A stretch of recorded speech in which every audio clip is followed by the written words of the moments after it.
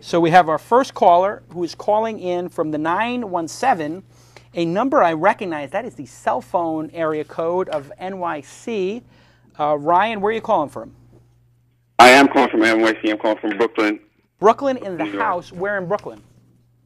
Prospect Heights. Okay, respect. I'm from Bay Ridge originally, and Brooklyn, we go hard. That's right. So tell me, Ryan, you're here. You've got Brad Feld, who's invested in over 300 companies, and myself, who's invested over 3 companies, and ran a couple of them. You have a question for us on Ask Jason. Well, I have a few questions. So let's start with one. Okay, so should I get some background? Sure. Background? Short background and the question. Important. Yeah. Important. So I'm an architect, and my partner is also an architect, and we've found some pain points in our industry, and we're trying to solve them with a web application, a website, basically. And since we don't have a technical background, meaning we're not programmers, we're not computer science majors, we were wondering if we needed a CTO or if we can just outsource and find a development shop and go to them. Okay. And we're also wondering how that would affect our ability to get funding. Yeah. So this is a great question. I'll summarize your question. Tell me if I've got it right. Sure. You have great domain expertise in architecture. You are 2 architects. You would like to make tools, technology for architects. However, you're not technical. You're not programmers. Did I summarize correctly? Right. And you would like to know, what do you do now? Because you have great domain experience. I would assume you think you know what architects want, what the technological opportunities are, but you do not have the ability to build it yourself. So will investors be interested in somebody with domain expertise without technical expertise? I'm going to defer to Brad on this one. Brad, if you heard a pitch from somebody who's like, hey, we're architects and we have an idea and here's the product that needs to be made, but we don't have anybody to make it, is that just a huge red flag for you? You're sort of like come back when you have a technologist on your team? Yeah, well, the first thing I'd encourage you to do is strongly go find a technical co-founder. So outsourcing the product build, while it can be successful, the probability of it being successful is very low, right, relative to getting a third partner into the mix early on that believes in you guys, that can work with you guys, that can be the technical lead for your business.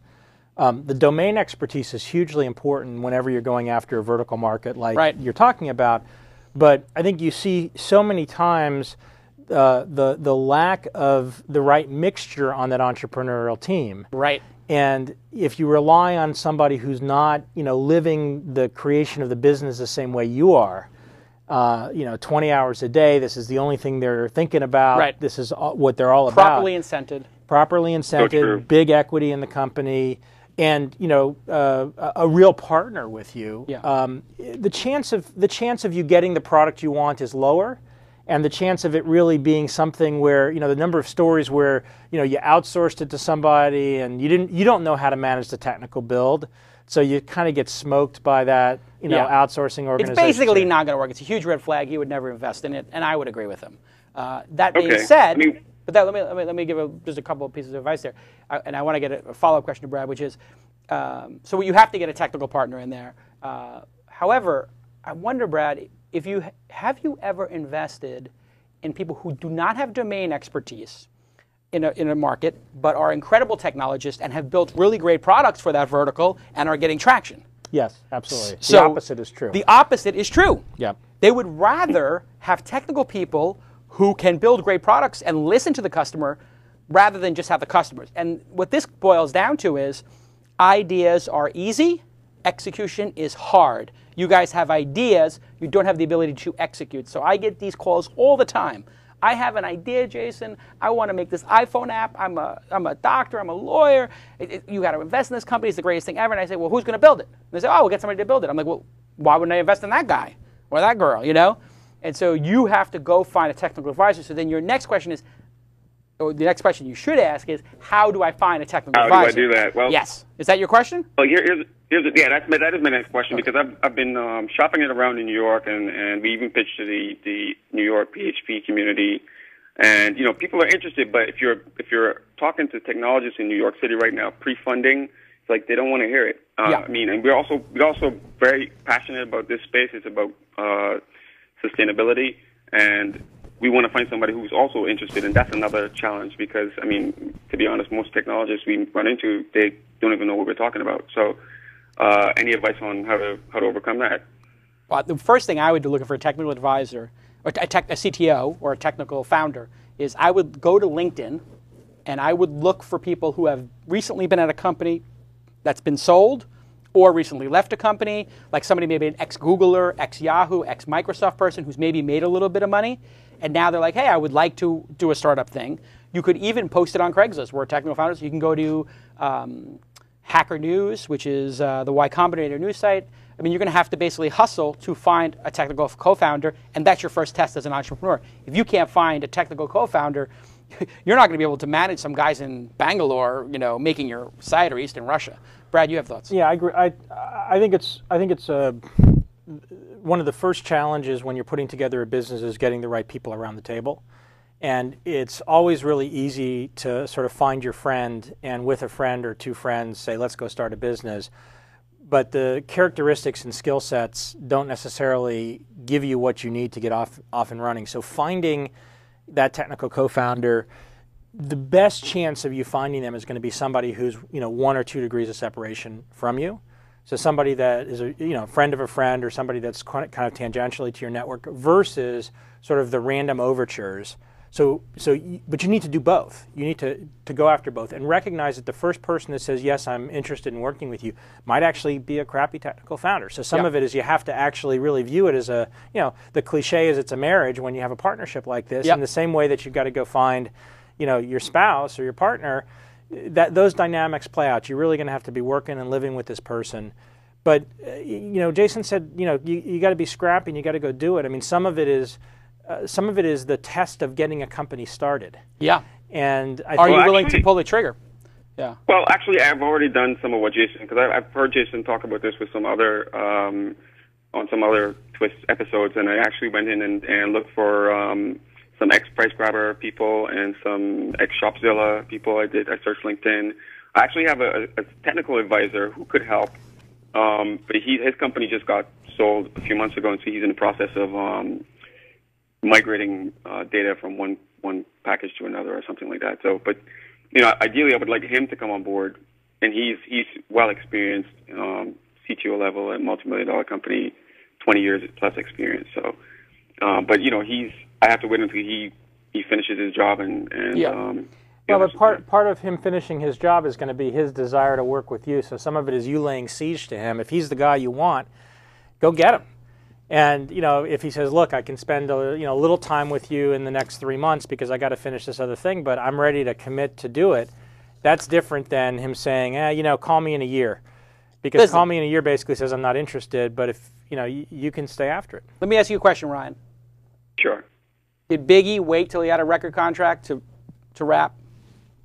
No, Jason. He just broke it down. He did it on the street corner. He did it in the club. You don't need to get a record label. Just get out there, and you got to find the person. And no excuses is the bottom line. None. You'll find them. None whatsoever. I mean, we're actually building a prototype right now. That's good. In India, we're actually scouting some teams in New York to see if we can get a better connection, because rather person in we can talk to face who gets us or understands us to a certain extent, and we can at least get the product on the market, and then we can always bring on a CTO later on and I'll give you really out some things. Let me give you another piece of advice in this regard. When I started the first one of my first companies, the magazine company, I didn't know anything about PageMaker, which was the Quirk Express at that time, the layout thing. I didn't know anything about printing. I knew nothing.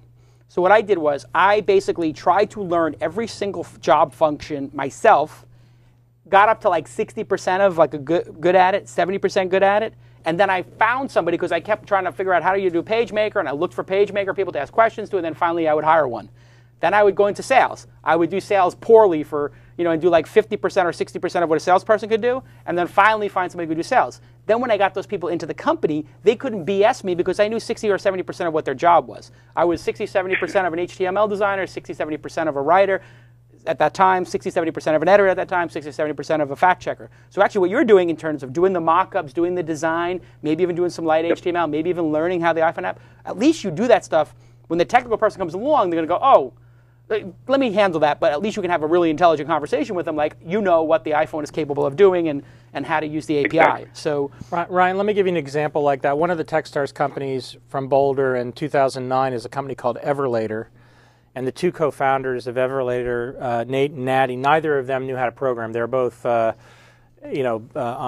Wall Street in some sort of investment banking role, associate roles or whatever. And they decided they hated what they were doing and they wanted to create a company. They loved to travel. They wanted to create a new type of travel website because none of the travel websites were what they wanted. And so the two of them came up with the idea, and then they learned how to program. Yeah. And actually wrote the first version, which probably the very first couple of iterations were 10% or 20. Yeah. I mean, they were pretty bad. They weren't pretty, but they were good enough so that they could start to entice other people in, and they ultimately attracted a third partner who is a very strong developer. And that allowed them to sort of start to grow from there. So, one of the things I'd offer you if you want, my email address is brad@feld.com. Just send me an email and I'll hook you up with Nate and Natty. I'm sure they'd be happy to talk to you about sort of how they went from something that, they knew nothing about programming to a point where they were, really attracting other people to them. Ryan, what's your Twitter? That, what's your Twitter account, Ryan? You have a Twitter account? Why not green? Why not green? Why not green? So twitter.com/whynotgreen. If you are a listener to the show, whether you're listening live or on the podcast or on YouTube, Why Not Green? It is your Geary. It is your obligation to follow Why Not Green. It is your entrepreneurial Geary, your duty, and you will go follow them right now, like I will. And you already follow me, Jason. Yeah. Why Not Green? WHYNOTGREN. Okay. And good job on the show.